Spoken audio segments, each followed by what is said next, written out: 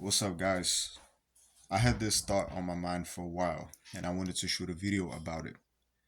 Uh, this is Ray Diaz. I'm a binary options and a forex trader, and I've been doing both for a while. But I just recently got into sports betting, and I was already uh, taught beforehand that they're both pretty similar. That sports betting is similar to trading, and I want to do a video about this topic. However, let's keep in mind, as far as definitions go and categories, sports betting is considered gambling. Trading is not considered gambling. However, people who are ignorant about trading, people who don't know much about trading, they'll say that it's gambling, but it's really not. It's two separate things. But there's things that I find in common between the two niches, and I feel like I'm gonna do good as a sports bettor due to my skills in trading. So I'm gonna share my thoughts on that. So when people think about gambling, the definition, their understanding of gambling is that anything that really doesn't have much of a strategy, nothing that you can't really track and measure. You're just making a decision. You're taking risks that that potentially have really high results. You place a bet, a small bet, and you want and the outcome, the payout, it should you're thinking that it's going to be higher. You're expecting to be higher than what you bet. So gambling, something that people understand to not have much of a strategy. You're just trying to see where the cards lay, where the cards are going to fall, right? Even though gamblers will tell you that there are strategies in gambling and you can track these things, you can track statistics, and a lot of people do make a living gambling. Um, Nevertheless, majority of people will classify certain activities as gambling. Now, trading is because of that mentality, a lot of people consider trading to be a form of gambling. However, it's an investment. The difference between the two is that, like I said, the investing, you're expecting a set amount of returns.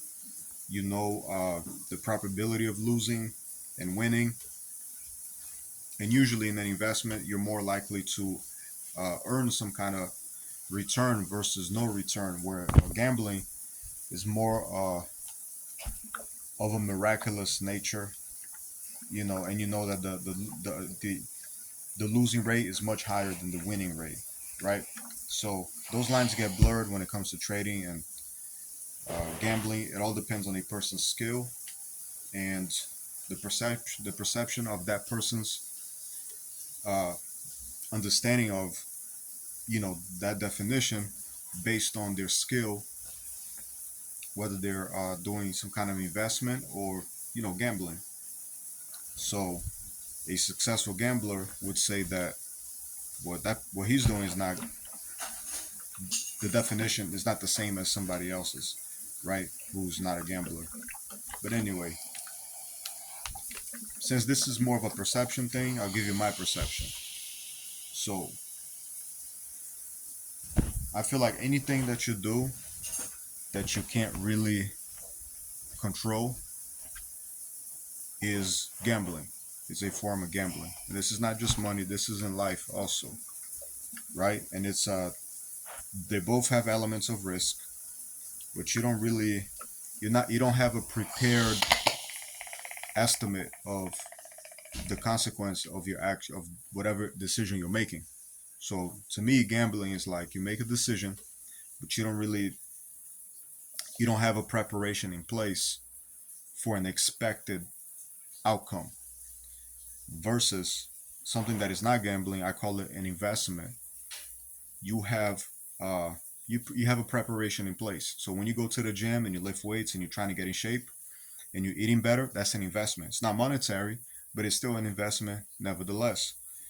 And you have a preparation in place. You're basically you monitor the outcome.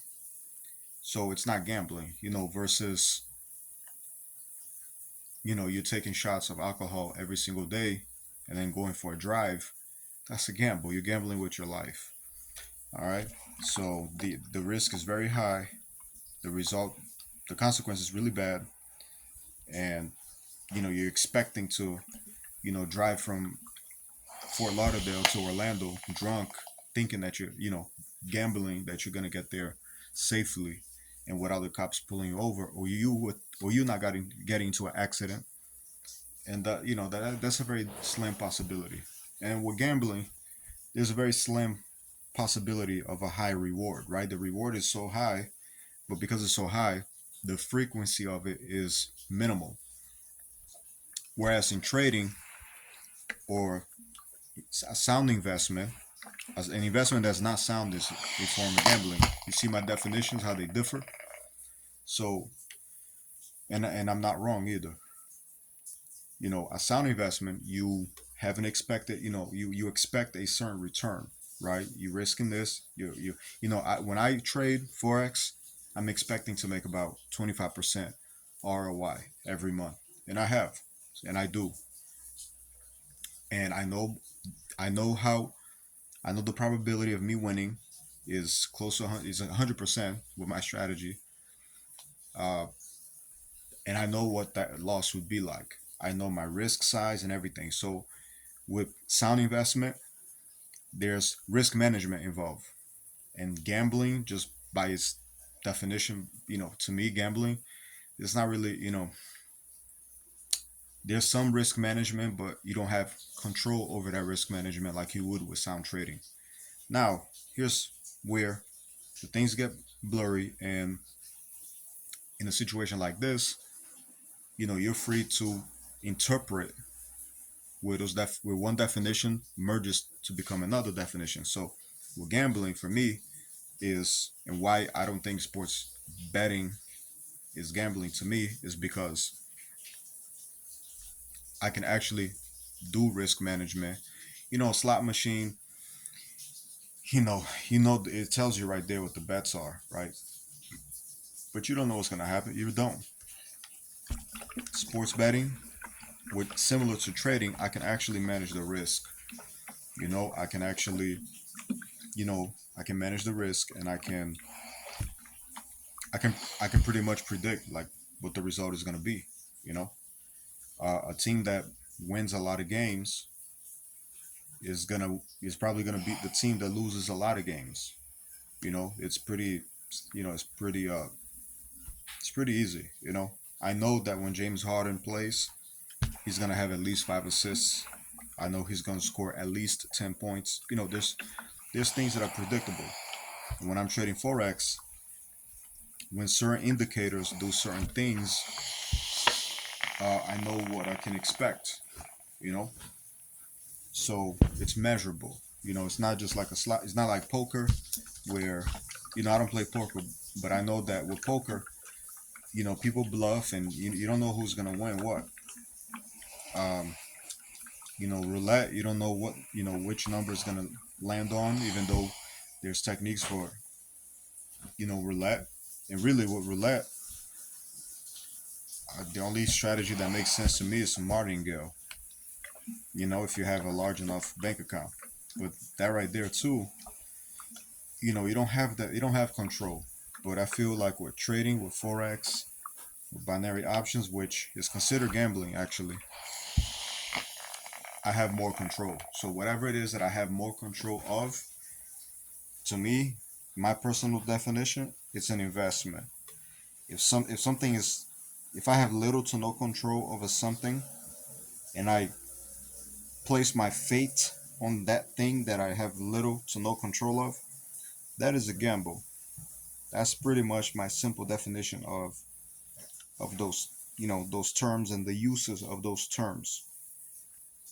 So it's like, the other similarity is you don't want to do things in sports betting that will get you banned. Like when I started sports betting, I was doing arbitraging on the same book, on the same sports book. So I feel like they noticed that, and they pretty much change the odds so that I don't have those opportunities. I was saying that I was hedging, but I use the term hedging for arbitrage. Um,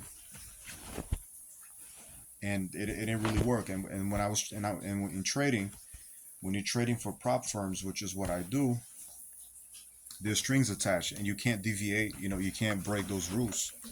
So I realized that with trading, with sports betting, is a similar thing going, similar culture. You can't really do things that you can't have too much edge. And you can't risk too much. Like in trading, you can't risk too much because you'll get banned. And in sports betting, you can't arbitrage too much. So I found that the very game itself, the very game of sports betting, has these rulers in place that basically control, the pace of this niche. Like you can't do too much of this, can't do too much of that. And I feel like trading is the same way with brokers and not really brokers, but prop firms. So a prop firm to me is like a sports book. It's like the equivalent of a sports book. The other thing is the other similarity with trading is that it's the same thing. Like if you have fear and greed, it's gonna hurt your trading. And with sports betting, if you have greed, it's definitely gonna hurt your sports betting. And if you're losing a bunch of times, you're also gonna be you're losing some more because psychologically, you're messed up from the losses and all that, and you might be scared to make some decisions, and you might leave money on the table, or you might make small decisions because you're so scared to lose. So you're not so it's gonna eat at your profits, or you're not gonna earn as much money. So the battle against fear and greed that you find in trading is also in sports betting. Now, where I come in is I have very good control over those emotions. I have very good control over fear, and I have good control over greed. So when I sports bet, I'm not gonna over trade. I'm not gonna over bet. I'm not gonna bet on every single game. Just like in trading, I'm not gonna over trade. I do one trade a day, and that's it. I don't over trade. So if I bring that same discipline to sports betting, I feel like I will be successful in sports betting, just like I'm successful in the skill of trading. So I'm not trying to be rich overnight. So if I bring that same attitude to sports betting, I think I'll be all right. With sports betting, there's a lot of parlays, but the outcome is close to impossible. So I'm gonna get in the habit of not really messing with parlays. I'm just gonna do what's easy, which is my strategy in trading. I try to do what's easy, what is most predictable. Therefore, it's not gambling because I'm doing something that is the easiest thing that I can possibly do and the most predictable. The payout is smaller because it's so conservative, but that's what I do. I do the easiest thing possible that I can do in trading, and that's for forex and binary options. And for you to discover what is the easiest thing that you can do, that can take years of investigation, back testing, studying, learning. But once you do find it and you stick to it, you'll be fine. So sports betting, I'm gonna do the easiest thing possible. I'm gonna do, player props. The easiest player props that I can find.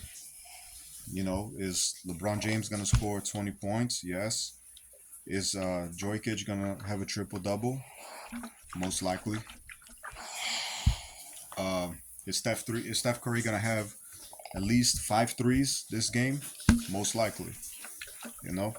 Um, is Joel Embiid is he gonna score at least 25 points? Most likely. With trading, same thing. Like, and I have my set risk. I know certain indicators do certain things. I have confirmations. I have multiple confirmations. You know, and I know it's where it's at as far as support and resistance. The all-time highs, the all-time lows. So I have very various uh, trackings in place. The other difference between investing and gambling is like when you weather channel. How do people predict the weather? They have things in place. They have various tools. They have various confirmations. So they're able to predict mostly accurately what the weather is going to be like based on various indicators. Various tools, various confirmations. With trading, I have I have confirmations. I have the trend. I have different things. Binary options, which is more akin to gambling, there's not that many confirmations, but I use the trend lines as a form of confirmation. So it, binary options is more like gambling, but like I said, when it comes to my personal life, whatever I have an edge on, to me, it's not gambling. Gambling to me is something that I don't really have any edge on. I don't have control of. I'm at the mercy of God, or the devil. If God is not involved in whatever it is that I'm doing. So that to me is my personal understanding and application of those terminologies. Those terms, gambling and investing, sound investing, because investing that is not sound is to me is gambling. Also, so sports betting, I have a lot of there's confirmations. There's historical data. There's a lot of things in place. So if you're not going crazy, the Boston Celtics it will most likely beat the Pistons this year. That. So what's the problem? You know, and yeah, the profit margin is going to be small, but it's a profit, and that's another thing why I think I'll be good in this niche is because I'm not greedy. You know, I know that things compound. I know that I'd rather have consistent income coming in than trying to be rich overnight. You know what I mean? So,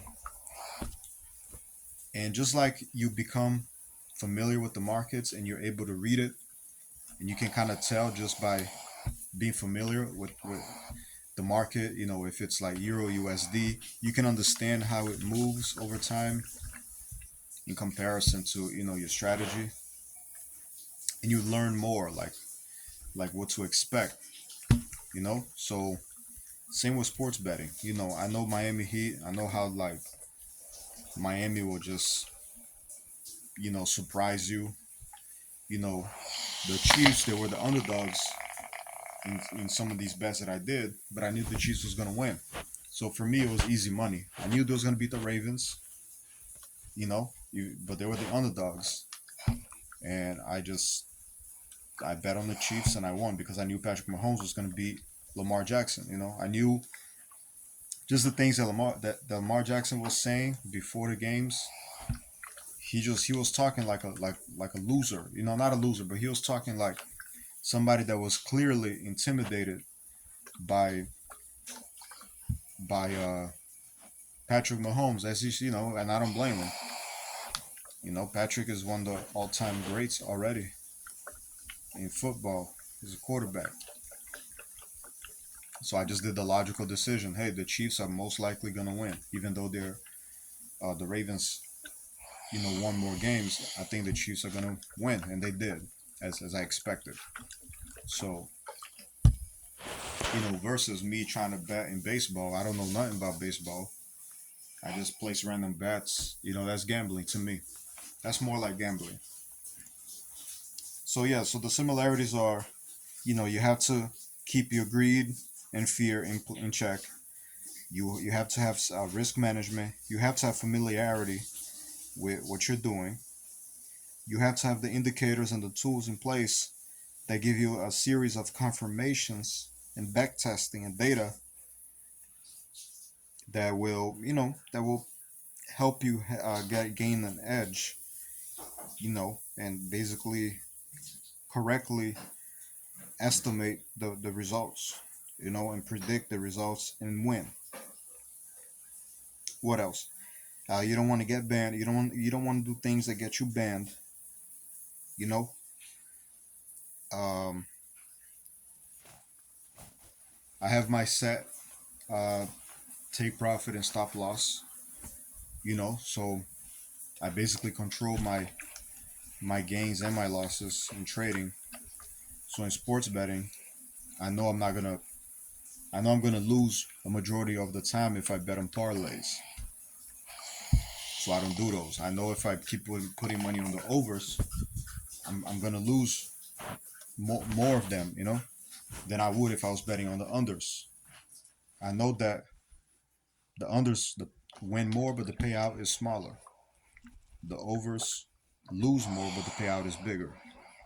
In trading, I know if I keep my take profit small, I'm gonna win more of them, and I know if I keep my take profit really high or have no take profit at all and just ride the trend, I'm gonna have more wins. I mean, I'm gonna make more money, but I'm gonna have more losses. So I'd rather have more wins, even if the payout is smaller. It's called consistency.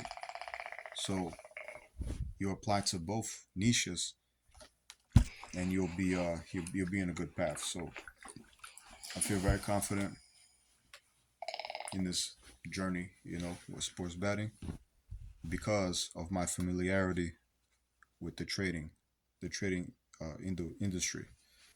Very similar to one another, and that's in part why it attracted me. So that's what I have to say. Peace.